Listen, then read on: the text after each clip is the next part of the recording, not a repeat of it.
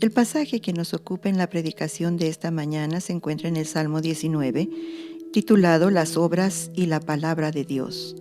Y dice así: Los cielos cuentan la gloria de Dios y el firmamento anuncia la obra de sus manos. Un día emite palabra a otro día y una noche a otra noche declara sabiduría.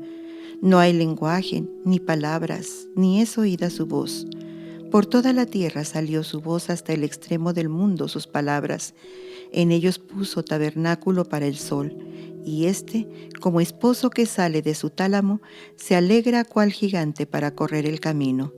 De un extremo de los cielos es su salida, y su curso hasta el término de ellos, y nada hay que se esconda de su calor. Dios nos bendiga, hermanos, una vez más, una bendición compartir junto la reflexión en la palabra de nuestro Dios. Esta semana tuve la oportunidad de compartir con un grupo de estudiantes del Seminario de Lomas Verdes un curso intensivo sobre los Salmos, y uno de los trabajos que preparé para esta materia fue precisamente la reflexión del día de hoy. Les ruego que mantengamos nuestras Biblias abiertas en el Salmo 19, en los versículos 1 al versículo número 6. En su novela Robinson Crusoe, el escritor inglés Daniel Defoe habla de un terrible descubrimiento hecho por el protagonista de la historia. Dice: un día a eso del mediodía, cuando me dirigía a mi bote, me sorprendió enormemente descubrir las huellas de un pie desnudo perfectamente marcado sobre la arena.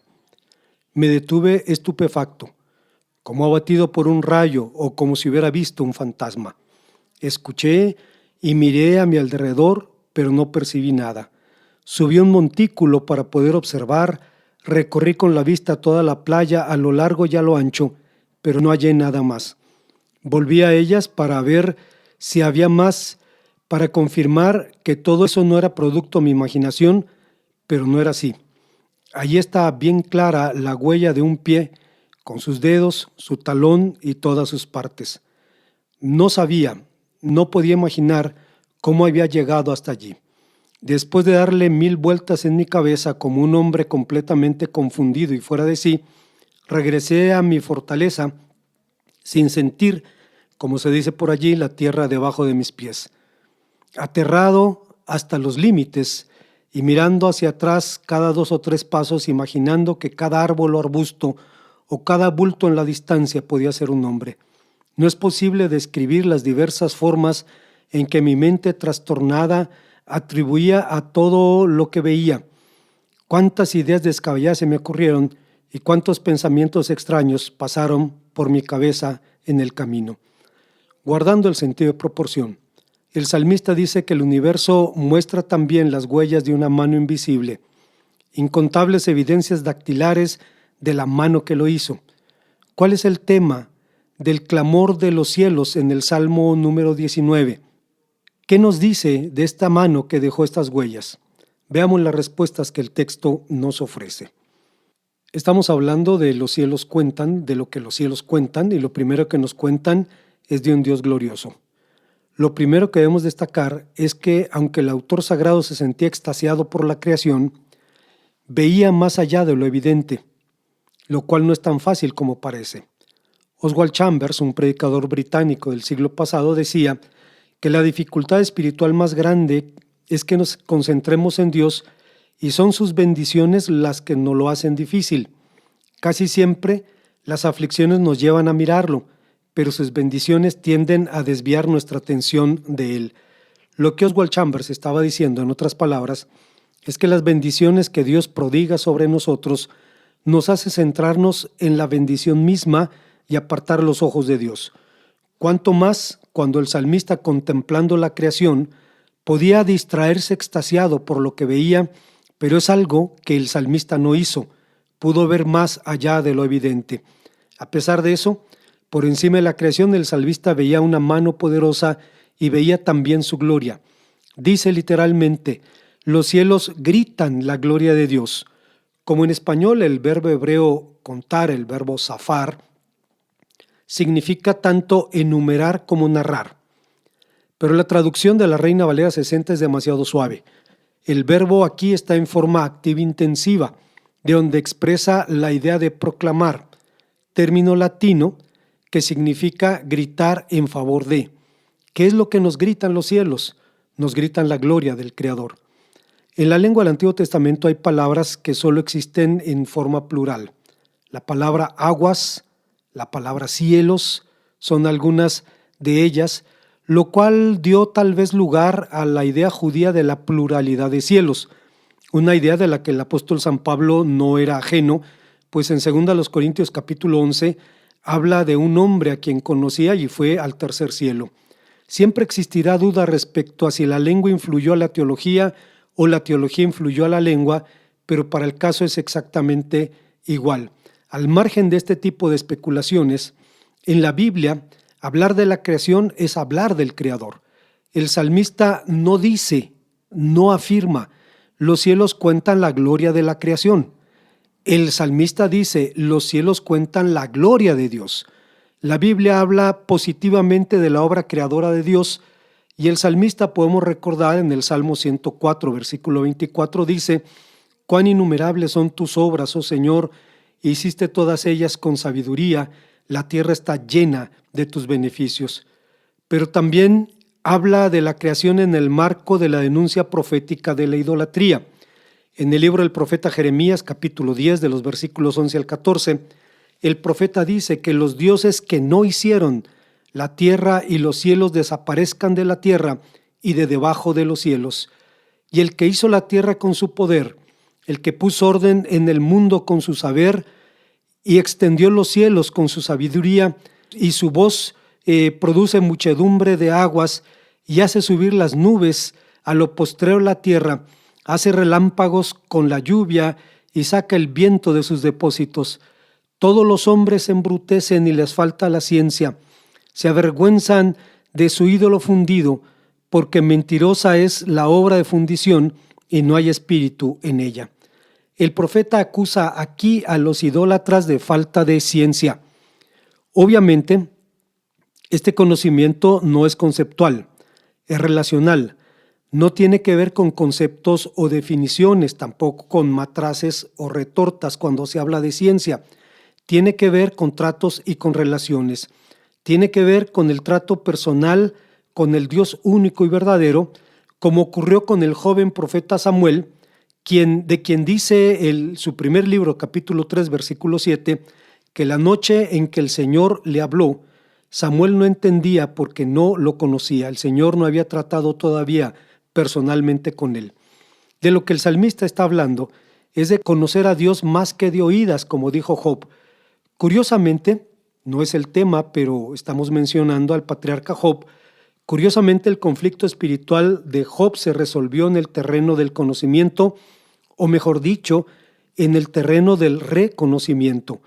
Dios cuestionó a Job sobre la creación, cosas por las cuales Job no tenía respuesta.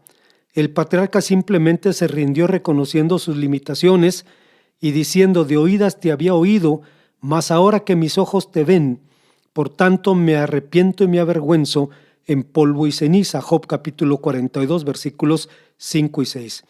Obviamente, cuando Job reconoció que había hablado de cosas que no entendía en el versículo 3 del capítulo 42, no quería decir que en el momento en que reconoció esto ya entendiera esas cosas. Después de rendirse ante Dios, siguió ignorando cómo se sostiene la tierra en el vacío, cuáles son sus dimensiones, cómo se formó el mar, cómo se forma la lluvia y el granizo, cómo se mueven los electrones en el éter, cuánto duran los ciclos reproductivos de los animales, cómo gravitan los cuerpos celestiales, cómo se forman los huesos en el vientre de la madre, etc. Y es que tras la caída, los hombres sacamos a Dios de la ecuación y tratamos de entender el mundo por nuestra propia cuenta. Pasarían miles de años para que pudiéramos empezar a responder las preguntas que Dios le formuló a Job. Pero responderlas no cambia nuestra condición. No nos hace mejores que Job, no nos hace inmunes al dolor, porque a fin de cuentas, la raíz de los conflictos del patriarca fue precisamente su situación frente al dolor. Estas respuestas tampoco nos sirven de mucho a la hora de las pérdidas familiares, las crisis económicas, las enfermedades incurables o la angustia existencial. A la hora de una crisis personal, ¿a quién le consuela saber que la Tierra cuenta con una circunferencia de 12.752 kilómetros? Ante un diagnóstico de cáncer, ¿quién se consuela recordando que la Tierra pesa 6.600 trillones de toneladas? ¿Por qué razón Dios resuelve el conflicto de Job en el terreno del conocimiento? Creo que lo hizo así porque el conocimiento del bien y del mal, es decir, la pretensión humana de ser como Dios, fue la raíz del problema del sufrimiento. Separó al hombre de Dios y originó la muerte y el dolor. Isaac Ginsburg, un rabino argentino contemporáneo, dice al respecto: haber comido el fruto prohibido convirtió al hombre en un ser abiertamente consciente de sí mismo y egocéntrico. Su sensación del bien ya no fue pura y divina, sino una mezcla de bien y mal, y considera que algo es bueno solo si le gratifica. Job descubrió entonces que no se precisa tener todas las respuestas sobre todas las cosas, que lo único que necesitaba saber es que el Señor está en el control y sabe lo que hace aunque yo no lo pueda entender. Que su única opción frente a su tragedia era rendirse al trono de Dios. Y por eso cuando vemos en el Salmo número 19 que se nos habla de la gloria de Dios, debemos recordar también que la gloria de Dios es la manifestación de su voluntad salvadora. Hay una segunda enseñanza que encontramos en este pasaje, y es que el texto nos habla, o los cielos nos cuentan, de que Dios es sabio. En el versículo 2 habla de una sabiduría muda, pero expresiva. Un día emite palabra otro día, y una noche a otra noche declara sabiduría. De forma paradójica dice: no hay lenguaje ni palabra, ni es oída su voz. Por toda la tierra salió su voz y hasta el extremo del mundo sus palabras. Como decía el teólogo alemán Augustus T. Tholuck, aunque todos los predicadores de la tierra callaran y toda boca humana cesase de publicar la gloria de Dios, los cielos arriba nunca cesarán de declarar y proclamar su majestad y su gloria. Aunque la naturaleza se mantuviera en silencio cuando el sol en su gloria alcanza el cenit en el cielo azur, aunque el mundo guardara silencio festivo cuando las estrellas brillan por la noche, con todo el salmista dice: aún así hablan. Un silencio santo es un hablar siempre que haya un oído para escuchar. Es como si un día emprendiera el relato donde lo dejó el otro y cada noche prosiguiera la maravillosa historia que viene de la noche anterior. Sabemos que Dios es un Dios sabio, pero ¿qué es la sabiduría? De forma muy general, la sabiduría es definida en la Biblia o presentada como toda habilidad extraordinaria. Así, por ejemplo, la Biblia llama sabiduría lo que nosotros nos llamaríamos así. Llama así a las mujeres hábiles que tejieron y confeccionaron las cortinas del tabernáculo en Éxodo 35. Llama sabios a los marineros que gobiernan con pericia las naves, Salmo 107. A los fundidores que producen el bronce, Primera Reyes 7:14.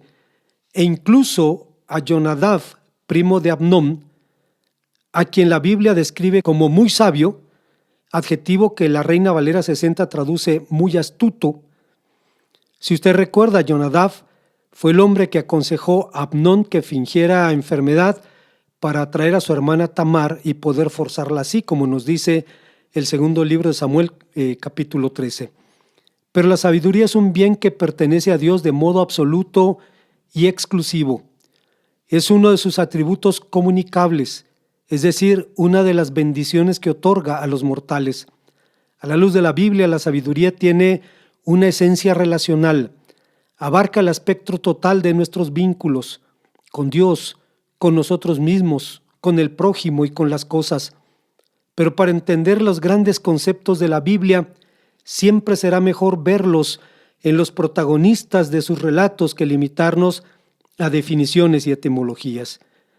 Y guardando el sentido de proporción, un hombre al que la Biblia llama sabio fue Salomón, quien poseyó las 6 cualidades que encarnan la sabiduría. Esto nos permite ver cómo se utiliza en la vida de un hombre para poder tratar de dimensionar de qué habla la Biblia cuando habla la sabiduría de Dios. La primera de ellas es capacidad de establecer prioridades. El reinado de Salomón principió bajo la sombra de poderosos líderes que amenazaban el futuro, que amenazaban sus reinos. Entre ellos estaba Joab, el todopoderoso jefe del ejército. Para Salomón era prioritario asegurar la estabilidad del reino, así que ajustició a Joab por sus crímenes. Esta dimensión de la sabiduría significa, por ejemplo, en la iglesia, que debemos aprender a pelear por lo que vale la pena. No se trata de matar al discordante. Por tentador que nos resulte, debemos mantener nuestras manos lejos del cuello del hermano. Pero cuando la unidad, la identidad, la doctrina, la misión de la iglesia están en riesgo, es necesario actuar con determinación bajo la dirección del Espíritu Santo y a la luz de la palabra de Dios. La prioridad de Dios es su propia gloria. Cuando vemos, hermanos, que Salomón estableció prioridades, la prioridad de Dios es su propia gloria. Hay una segunda característica de la sabiduría y es el discernimiento moral. Salomón suplicó al Señor: da pues a tu siervo un corazón entendido para juzgar a tu pueblo y para discernir entre lo bueno y lo malo. El discernimiento de Salomón, el que necesitaba, tenía que ver con hacer lo correcto. Cuando pensamos en la iglesia y su necesidad de sabiduría, debemos recordar que la vocación de la iglesia no nos exige únicamente distinguir entre lo bueno y lo malo, nos demanda discernir entre lo bueno y lo divino, porque muchas veces lo divino contraduce nuestra lógica, nuestras prácticas, nuestras tradiciones y aquello a lo que llamamos sentido común. Dios, en ese sentido, es el sumo bien, el bien supremo, y es también la fuente de todo lo bueno. Todo lo justo, lo correcto, lo santo, tiene que compararse con Dios y con su carácter para probar su calidad. Hay una tercera enseñanza respecto a la naturaleza de la sabiduría, y es que la sabiduría se caracteriza también por su compromiso con la verdad. El incidente de un niño reclamado por 2 mujeres, usted recordará la historia, dio a Salomón la oportunidad de hacer justicia a su verdadera madre, aun cuando era una mujer marginal, era una prostituta. Pero en la Biblia, juzgar no significa valorar un hecho delictivo para emitir una sentencia de absolución o una condena. Juzgar significa realizar una acción triangular en la que los involucrados restauran el estado de la paz, vuelven al estado de Shalom. La meta del juicio era la restauración de la comunión. En la vida de la iglesia y de los creyentes es así, y Dios es la verdad y la fuente de toda verdad, y es también congruente con Él mismo. Hay un cuarto rasgo de la sabiduría, y es pasión por el conocimiento. Podemos recordar que Salomón fue un hombre de una erudición enciclopédica. Compuso 3,000 proverbios, 5,000 cantos, realizó estudios de zoología y de botánica, disertó sobre la vida humana y sus propósitos y escribió 3 libros de la Biblia. Un creyente o una iglesia madura es la que ha trascendido de los rudimentos de la fe para profundizar en el conocimiento de Dios, pero el fin del conocimiento es la conducta, y la madurez no se mide en años, sino en frutos. Dios conoce todas las cosas y la capacidad racional del hombre es un reflejo de su imagen, y el Evangelio es un reflejo de la voluntad redentora de nuestro Dios. Él sabe nuestra condición, se acuerda de que somos polvo y ha decidido enviar a su Hijo en rescate por muchos. Hay una quinta dimensión de la sabiduría. Estamos valorando la sabiduría de Salomón para tratar de entender de alguna manera la sabiduría de Dios. Y es que Salomón fue un escritor profundo y por momentos difícil. Cuando leemos el libro de Eclesiastés, es un libro extraño porque tenemos que empezar por el último capítulo, por su conclusión, para entender el resto del libro. De otra manera, sería un libro prácticamente imposible de entender. Fue Salomón un brillante compositor, un excelente comunicador. Su fama trascendió las fronteras de Israel cuando hacer eso era prácticamente un milagro. Obviamente no todo creyente tiene que ser un buen orador o un escritor brillante, pero sí un comunicador celoso. El mensaje cristiano debe presentarse de forma que sea relevante y pertinente. La iglesia misma tiene esa tarea, pero es solamente distribuidora de la verdad. No le corresponde editarla, mucho menos delimitarla o establecerla. Ha sido llamada simplemente para darla a conocer. Dios nos habla por medio de 2 libros, decía Carlos Spurgeon, el libro de la creación y el buen libro, y es un buen comunicador. Y el último rasgo de la sabiduría de Salomón, que establece un marco para tratar de entender la sabiduría de Dios, era su visión del reino. Esta habilidad radica en la prosecución de metas superiores. Salomón fue llamado a edificar lo que a su padre le fue negado. Fue llamado a edificar el templo de Jerusalén, una joya de cedro y de oro. Trabajó en este proyecto porque su valor trascendía lo político o lo estético. No solamente era un símbolo de poder y no solamente era una edificación gloriosa. Así, dice la palabra de Dios, que Salomón levantó a los lados de su pórtico 2 pilares a los que les puso nombre. Uno se llamaba Yajín, que significa estabilidad, y el otro Boaz, que significa fortaleza. Estas columnas eran la poderosa declaración de fe del rey, no de su fe en la fortaleza y estabilidad del templo que fue quemado por los babilonios, sino de la fortaleza y estabilidad del reino de Dios, cuyo símbolo era el templo. El fin último de Dios es glorificar a Dios y disfrutar para siempre de su gloria. Y en ese sentido, claramente Dios tiene visión de reino porque es el rey. Hay una tercera y última enseñanza que encontramos en este pasaje. Estamos hablando de lo que los cielos nos cuentan. En tercer y último lugar, nos cuentan que Dios es un Dios alegre. Los griegos pensaban que de existir Dios, una característica que debía definirlo debía ser la apatía.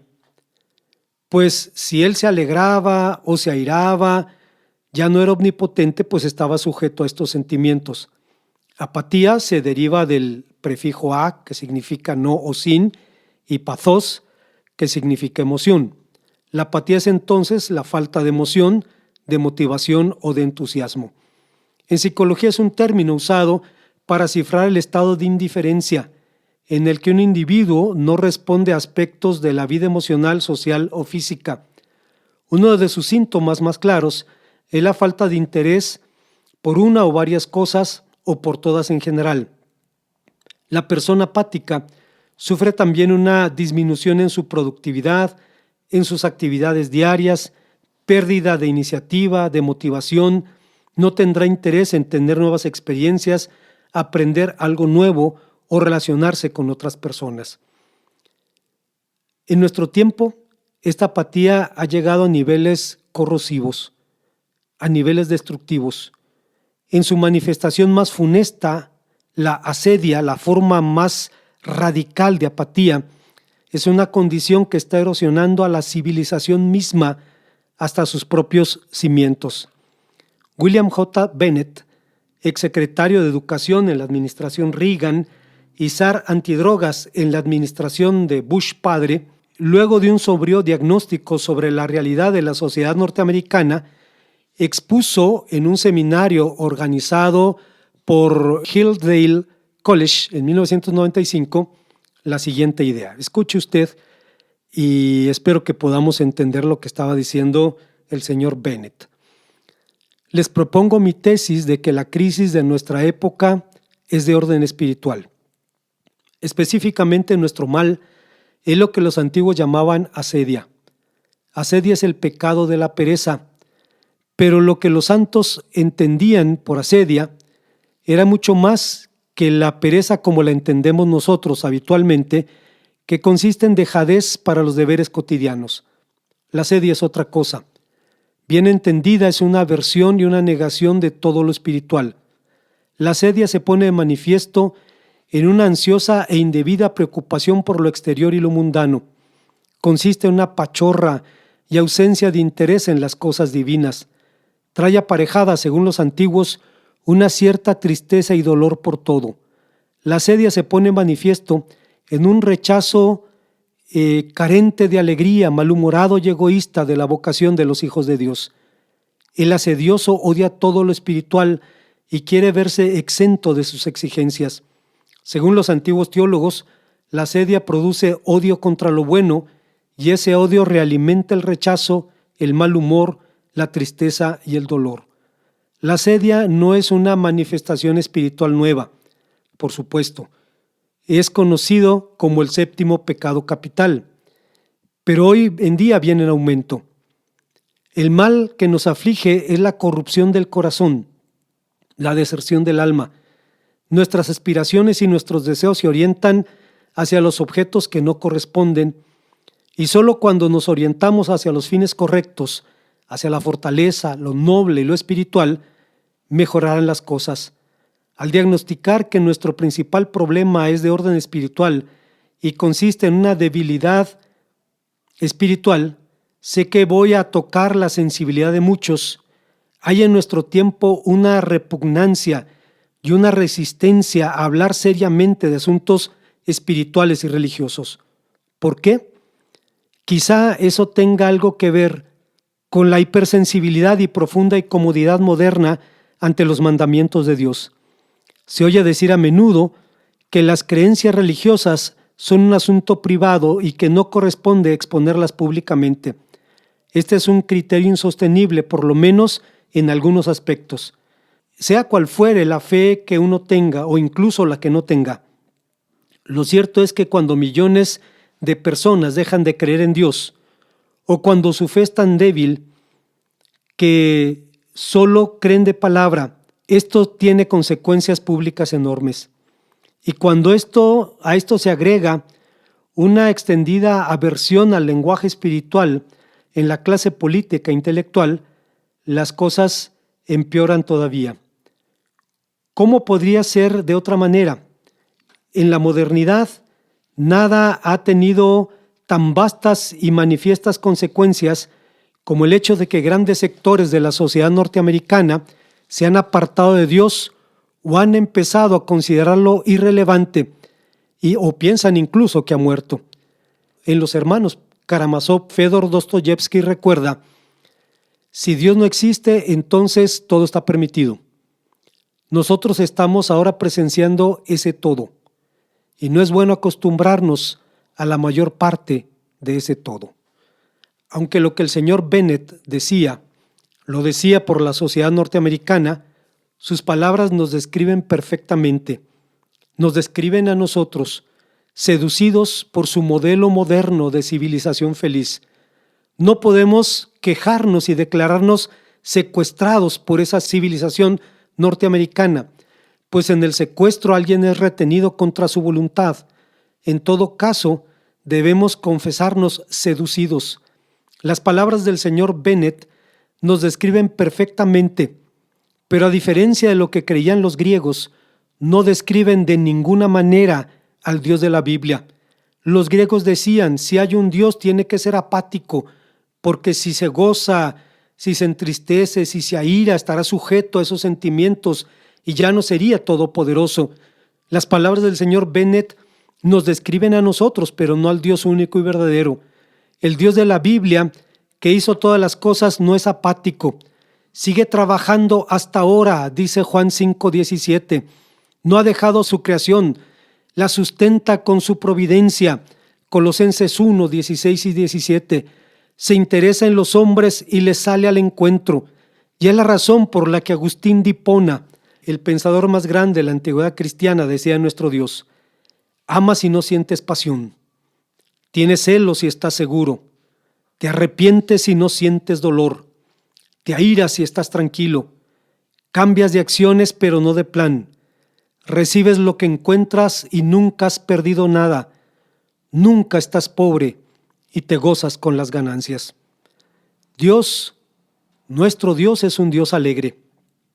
El sol que creó para nosotros refleja su alegría. El versículo 11 de este salmo que nos ocupa, y el versículo 6 también, habla de él y dice que como esposo que sale de su tálamo, se alegra cual gigante para correr el camino. Dios es fuente de la alegría verdadera. En el Salmo 6, versículo 11, el salmista decía: en tu presencia hay plenitud de gozo, delicias a tu diestra para siempre. Como dijo Jonathan Edwards, de quien hemos hablado en otras ocasiones y de quien se dice tal vez fue el norteamericano más grande de toda la historia. El hombre dijo: Dios es el mayor bien de la criatura razonable. El disfrute de Él es nuestra felicidad propia y la única felicidad con que nuestras almas pueden ser satisfechas.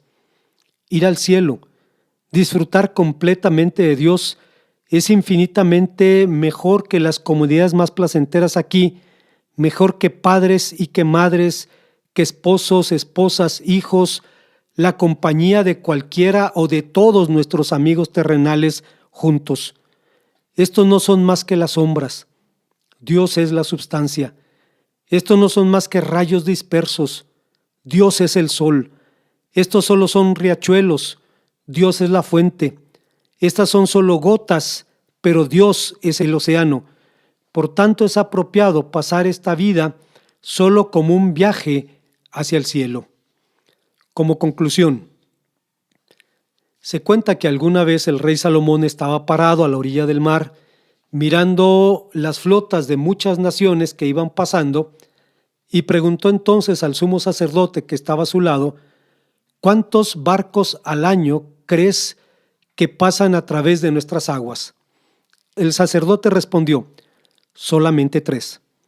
El rey, pensando que el sacerdote había dicho algo inocente, le dijo indignado: ¿cómo te atreves a dar tal respuesta?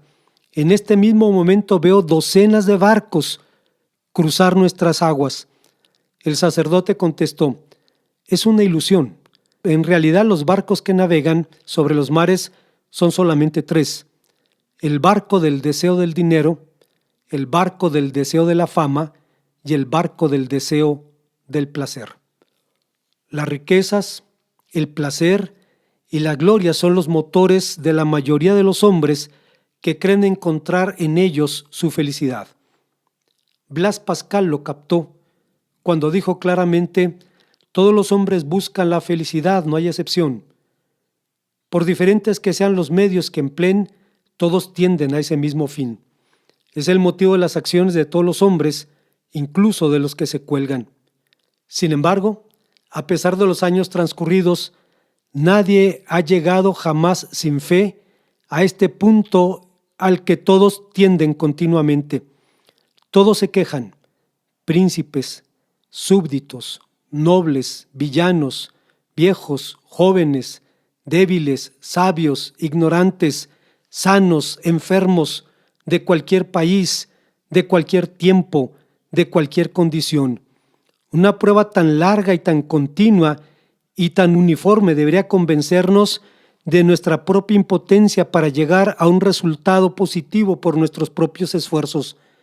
Pero el ejemplo no nos aprovecha. ¿Qué cosa claman, pues, esta evidencia y esta impotencia? Que hubo una vez en el hombre una verdadera felicidad, de la que ahora solo queda huella y marca vacía, que en vano intenta llenar el hombre con las cosas que le rodean, buscando en las cosas presentes la ayuda que no tiene de las cosas ausentes, pero ninguna de ellas es capaz, porque este abismo absoluto e infinito solo puede llenarse con un objeto absoluto e infinito, solo puede llenarse con Dios. Solo Él es su supremo bien, pues no ha dejado nada en la naturaleza que pueda ocupar su lugar, ni astros, cielo, tierra, elementos, planetas, coles, puerros, animales, insectos, terneros, serpientes, fiebre, peste, guerra, hambre, vicios, adulterio, incesto. Y desde que el hombre ha perdido ese verdadero bien, todo puede parecer letal, hasta su propia destrucción, por contrario que sea a Dios y a su propia naturaleza. Es claro que estas son las motivaciones de los hombres, que la mayoría de los hombres buscan el placer, el poder, el dinero. Pero ¿cuáles son las motivaciones de Dios? La palabra nos responde que es su propia gloria. Aunque existe una docena de términos que son sinónimos de gloria, y por eso hay quienes hablan de las 12 glorias de Dios, algo parecido a los famosos 13 medidas de la misericordia divina que encontramos en Éxodo 34, 6 al 7, en este salmo se emplea concretamente la palabra kabod, una palabra que significa ser pesado o ser importante. Aunque reconoce que es imposible definir la gloria de Dios, John Piper dice que la gloria de Dios es la vindicación de la historia de la salvación y la exaltación de la gloria de Dios es el objeto de nuestra salvación. Dice que la gloria de Dios es el objeto de todas las cosas, el objeto unificador de la iglesia, el origen y la suma del gozo pleno y verdadero. La esperanza cristiana apunta a un gozo inefable en la gloria de Dios, razón por la cual, ante la pregunta ¿cómo se relaciona la gloria de Dios con nuestro gozo?, Jonathan Edwards respondía: al buscar su gloria, Dios busca el bien de sus criaturas, porque la emanación de su gloria implica la felicidad de sus criaturas. Al comunicarles su plenitud, Él lo hace por sí mismo, pues el bien que busca para ellas es la unión y la comunión con Él. Dios es el bien de ellas, y su excelencia y felicidad no es sino la emanación de la gloria de Dios. Al buscar la gloria, la felicidad de ellos, Dios se busca a sí mismo, y al buscarse a sí mismo, es decir, al difundirse y expresarse, busca la gloria y la felicidad de ellos. Una vez más, hermanos, el Salmo 19 es un salmo impactante. Realmente aborda dos temas. Habla primero del testimonio de la creación, lo que hemos visto en este día, y habla también del testimonio de la palabra, de lo cual hablaremos posteriormente. Yo espero que Dios nos permita una vez más gozarnos en nuestro Dios y vivir, como dice la Confesión de Fe de Westminster, entendiendo que el fin último del hombre es glorificar a Dios y disfrutar para siempre de Él. Oremos al Señor. Gracias, Padre, porque nos permites una vez más venir a tu palabra. Solo te rogamos ahora que nos permitas entender y poner por obra lo que tú quieres. En el nombre de Cristo. Amén.